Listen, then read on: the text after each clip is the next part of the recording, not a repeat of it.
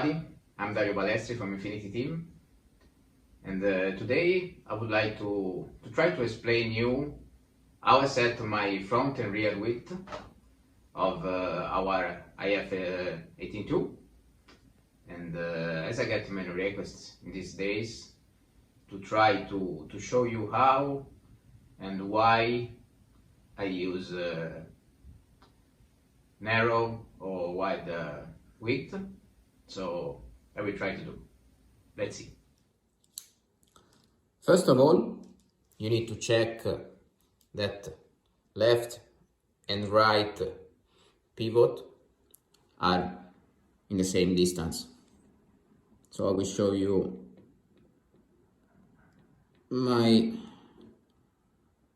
usually I use 7.8. It must be same also here. 7.8. If you want to use to change your width, you always need to check that you are closing or opening in the same way. First of all, you need to have a big caliber,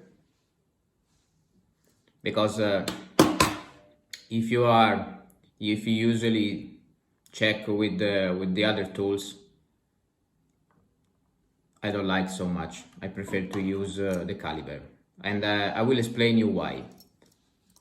Many of you for sure check your width from outside, from here. So actually I'm 260.5.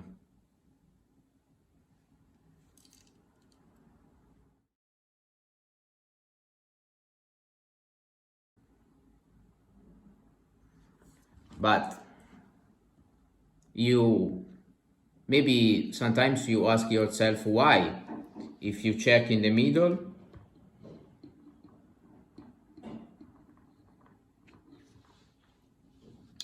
I'm 259.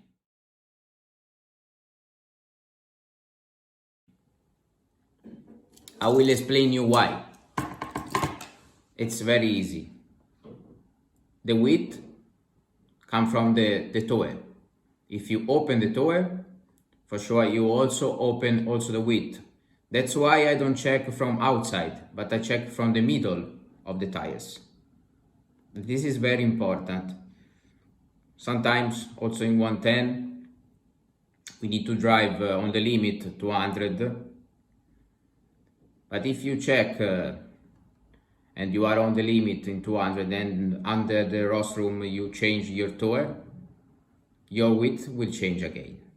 So it's very important to check always in the middle, not outside. Now I will explain you what change to close or open the width. So to explain you the differences between a narrow or a wide width, I made a list. You can easily check with the pro and negative things in your car reaction. Starting from the narrow wide, which is regarding between 260 and going to 258. I don't advise you to drive less than the 258 because the car becomes really nervous to drive. So the pro things, first of all, you have to check your track traction, and then you will decide how much to set your car. The pro things about the narrow wide, for sure the car become faster, especially left and right, more initial steering, maybe faster, but maybe difficult to drive in some corners. 5 point, maybe you can have a bumping on brake, because when the width is too narrow, you need to manage the break point. For sure, I advise in low grip, from medium to low grip conditions. Coming to the wide width, which is considering between 260 going to 264. I will never use more than 264, especially maybe I remember in the last World Championship in Fontana, which was a really high grip track, and then for sure with the narrow width, especially in the rear. But the reactions, I mean, you can